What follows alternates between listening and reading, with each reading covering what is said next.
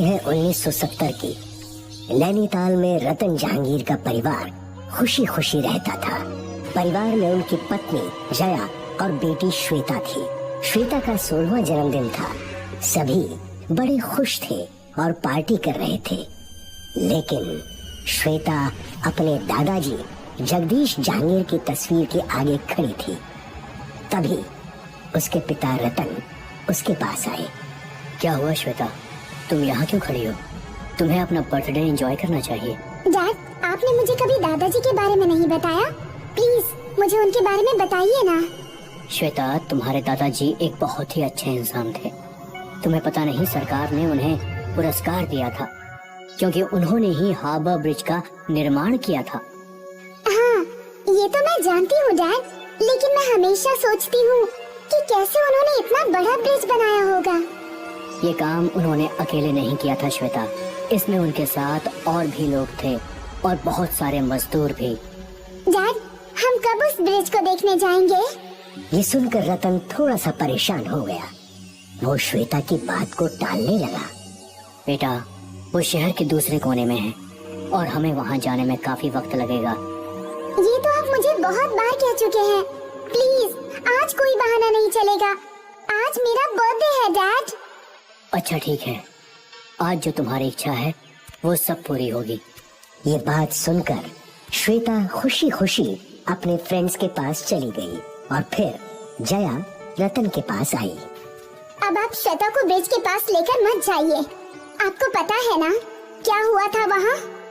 आज उसका जन्मदिन है, मैं कैसे मना करूँ उसे? आप समझ नहीं रहे हैं।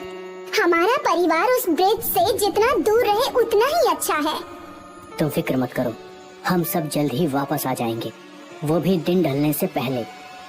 जैसे ही श्वेता, रतन और जया ब्रिज के पास जाने के लिए निकले, वैसे ही श्वेता के दादाजी की तस्वीर नीचे गिर पड़ी। उसका कांच टूट गया। तस्वीर की आंखों में से खून के आंसू आने लगे।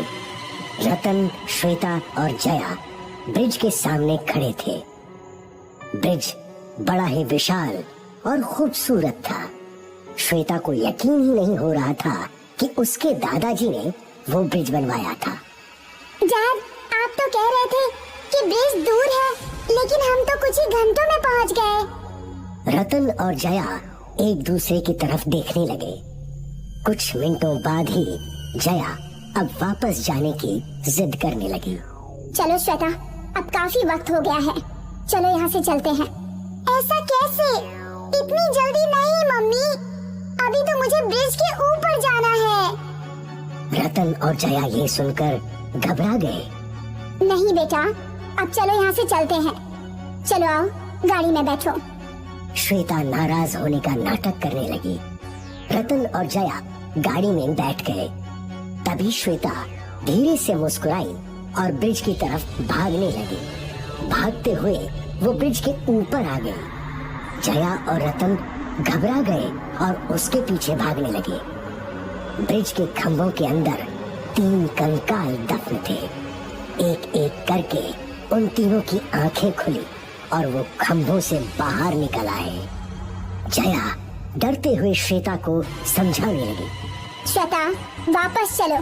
ये ब्रिज हमारे परिवार के लिए श्राप है। ये आप क्या कह रही है मम्मी? मुझे तो कुछ भी समझ में नहीं आ रहा। कितना सुंदर है ये ब्रिज और यहाँ का नजारा कितना अच्छा है। हमें यहाँ रोज आना चाहिए। इस ब्रिज ने तुम्हारे दादाजी को मारा है। श्वेता ये सुनकर हैरान हो गई और रतन के पास आ गई। ये आप क्या कह रही हैं? दादाजी की मौत? हाँ बेटा, तुम्हारे दादाजी 1923 में जब ये ब्रिज बना रहे थे तो यहाँ 3 मजदूर ब्रिज के ऊपर से गिर गए थे और उनकी मौत हो गई थी। ब्रिज का काम इतना आगे बढ़ चुका था कि उनकी लाशों को निकालना बहुत मुश्किल था। उन तीनों मजदूरों की लाशें इस ब्रिज के नीचे दफन हो गई। इस ब्रिज को बनाने के बाद तुम्हारे दादाजी की तबीयत खराब रहने लगी। वो अपने आखिरी समय में अपना मानसिक संतुलन खो बैठे। वो तीनों मजदूर मेरी लापरवाही से मरे थे। वादा करो कि तुम में से कोई भी कभी उस ब्रिज पर कदम नहीं रखेगा। वादा करता हूँ बाबा। तुम्हारे दादाजी को हर तरफ 3 कंकाल दिखाई देते थे। कुछ ही दिनों में उनकी भी मृत्यु हो गई। तभी से हमने इस ब्रिज पर कदम रखना बंद कर दिया, क्योंकि यही तुम्हारे दादाजी की आखिरी इच्छा थी। अब श्वेता, चलो यहाँ से जल्दी। वो तीनों जैसे ही कार की तरफ मुड़े, जमीन हिलने लगी। तीनों घबरा गए और एक दूसरे की तरफ देखने लगे। ये क्या हो रहा है डैड? मुझे तो बहुत डर लग रहा है। डरो मत बेटा, मेरा हाथ पकड़ो। श्वेता रतन का हाथ पकड़ने की कोशिश करने लगी।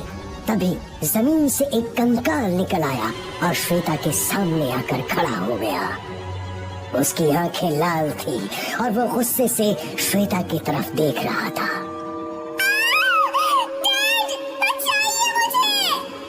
रतन श्वेता की तरफ भागा।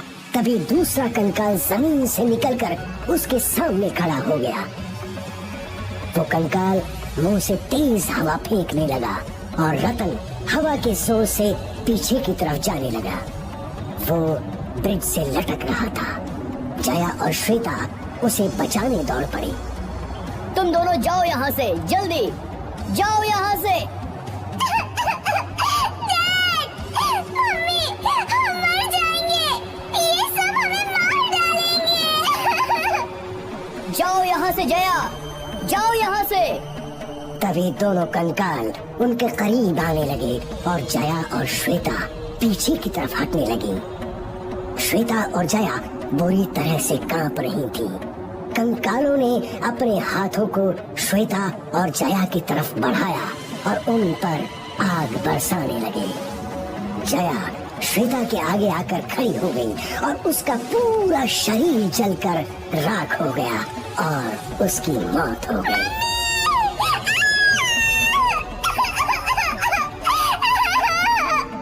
तीसरे कंकाल ने रतन पर मुंह से हवा फेंकी। रतन ब्रिज से नीचे नदी में गिर गया। रतन पानी में हाथ पैर मारने लगा। उसे तैरना नहीं आता था। कुछ ही देर में पानी में डूबकर उसकी मौत हो गई।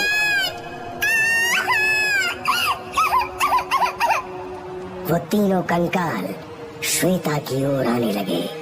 श्वेता कंकालों से दूर भागने लगी, पर बस उसके पैर हिल रहे थे। जमीन तो वहीं की वहीं थी। कंकालों ने उसे घेर लिया। एक कंकाल ने श्वेता पर आग बरसाई, दूसरे ने श्वेता को पटक दिया और तीसरे ने श्वेता को ब्रिज से नीचे फेंक दिया।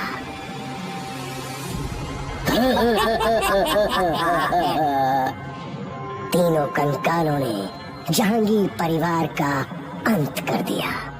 मजदूरों के कंकालों का बदला पूरा हुआ।